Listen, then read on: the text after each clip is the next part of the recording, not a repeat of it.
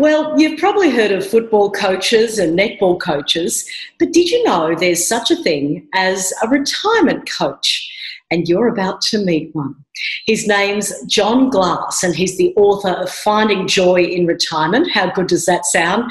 He's also the founder of the 64 Plus website. Hello, John. What exactly is a retirement coach? What a great question. And hello, Tracy. Thank you so much for inviting me to this session.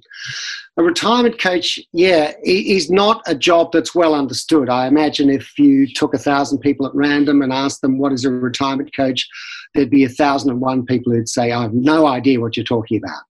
So I think there are two parts to it. One is that that person is a coach, and even that's not well understood, I think, outside the sporting arena and executive coaching inside corporations. But put simply, a coach is someone with two ears who listens, because the answers to the questions posed by the client are actually inside the client. But the job of the coach is to help to extract those answers rather than to deliver them.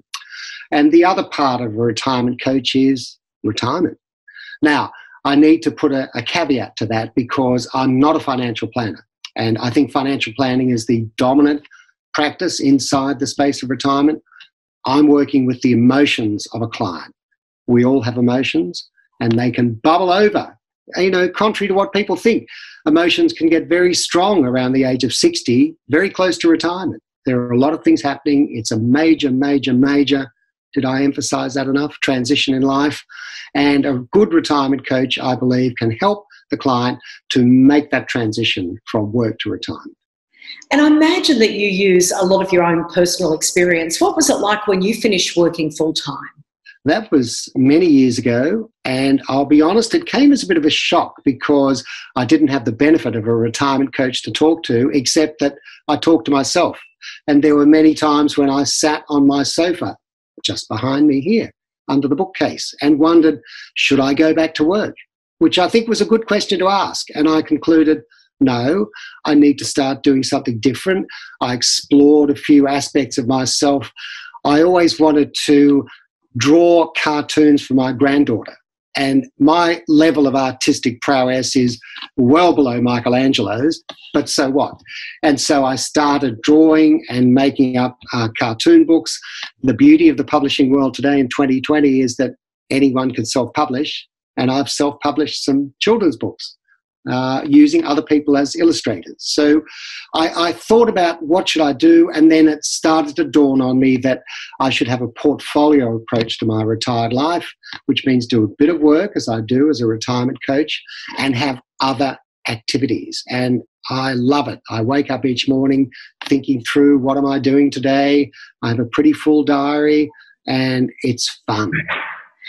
This is such wonderfully wise advice, John. I'm in my early 50s and I've had a portfolio career for about 10 years and I absolutely love it. It sounds like a very, very good way to transition towards retirement.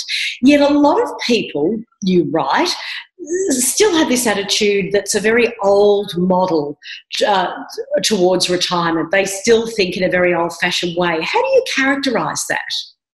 Yes, I think if I go back many decades, I would think the world looked so different then. We didn't have people living from 60 to 90. So a major change in the world, and this is well understood, is that people live long lives post-work. And I don't think that happened at all if we go back a generation or two. So that's one aspect of the new world. Another aspect is the internet, which of course is enabling us to have this lovely discussion today. And I think the internet gives us so much. It gives us the chance to connect with people, particularly overseas, but also domestically, so we can have a broader base of friends and we can chat away with people in appropriate time zones. And it also gives us a chance to learn. There's so much we can learn on the internet these days by enrolling in courses online, etc., etc. These things were not available in the past, obviously. Another development that I think is so favourable to a retired life that's new is the springing up of coffee shops. I was in my local coffee shop only this morning doing a bit of writing. Well, what a wonderful environment that is. And they feed you and give you coffee as well. Did I mention that? Another thing that I think is important that's changed over the generations is friendship. I think, and I can't be certain, but I think there was once a fairly rigid definition of friendship. A man of 60 was mates with other men aged 60, and they would go to the pub together, and nothing wrong with that. But now we have greater freedom. You see people being friends with older people and younger people. You see men being friends with women. So all this fluidity of friendship, if I can call it that, is, I think, something quite new and very exciting in the world. And then just to finish, I think, leaving aside COVID-19, which I'm sure you don't want to talk about, the possibilities of travel have opened up enormously. And also, and this is important for retired people, the possibilities of doing good charitable works has also expanded hugely, I believe. Thank you for bringing up that point about cross-generational friendships. I have two close friends, one of whom is 22 and the other is in her early 80s, and it brings such richness to your life. What are your top tips then, your advice for people when they're thinking about a new way of retiring? Yeah, I would say, so if you'll permit me to take as an example a person who's on the threshold of retirement, and if I were listening to them and just nudging them to have new ways of thinking about what retirement might mean for them, I would go back to their work environment and get them to think about the routine they have day by day at work. Because what I remember from my work life is the routine would typically kick off very early on a Monday morning. I was in a white collar executive role. So Monday morning would typically be get to the coffee shop very early for takeaway breakfast and coffee, go straight to the computer in the city and read lots and lots of emails that came through. And that was a routine that in its own way was quite pleasurable. And it's that kind of routine, whatever your job is, which disappears upon retirement. So I would get the person to ponder what routine meant to them, because there's no rule, there's no law that says you need to have a routine in retirement. You can decide to get rid of that altogether. Another aspect I'd get them to think about is what I call validation, which is a silly big word, but really it all comes down to something very straightforward. When you're working, as I'm sure happens to you all the time, Tracy, you do good things and you feel good in yourself for doing good things, and your boss, you're self-employed, but your boss says, well done. I think that happened to me twice in my career, and you feel really good about that. So where would you get that validation when you retire? I don't know. That's, again, something to explore. So in the traditional, what they call the 3G approach to retirement, which is gardening, golf, and grandparenting. Okay, maybe the grandkids will be grateful and give you validation.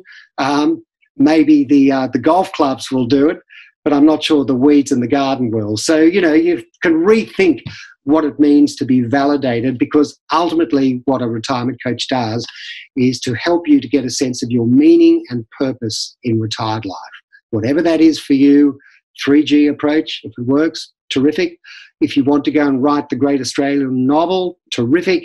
If you want to walk backwards up Mount Kilimanjaro, terrific. Again, the retirement coach is trying to extract that answer from the client.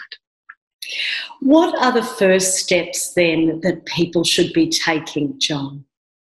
I think a really important first step that some people, I think, are reluctant to make for any number of psychological reasons is to have a decent conversation with their family first, and to some extent with their friends. But with the family first, given that, and I'm talking generically here, I'm not trying to capture everyone's life in one sentence, but given that I think most people at 60 or so will be in a relationship and will probably have children, then talk to your partner, talk to your children, see what they're thinking, because they may have some ideas for you, but at the very least, by communicating with them, then you won't surprise them. Because I do hear stories, particularly about children who will be lamenting the fact that, oh, mum, dad, they just have been moping around the house since they retired. They don't look happy. Well, if you explain to them what you're trying to achieve and what you're trying to do, I think that sets their mind at ease. So it's those first initial discussions. Communication. Could we agree, Tracy? Communication is a good thing. Definitely. And too often as humans, we don't have the conversations about the things that are most important. John, thank you so much for sharing your wisdom and advice with us. And you've got a book as well. Come on, give the book a big plug. Look, it took me hours to find a copy of this on my bookshelf. Finding Joy in Retirement. What a wonderful piece of advice right there. How to find your joy in retirement. John Glass, thank you so much. Thank you so much.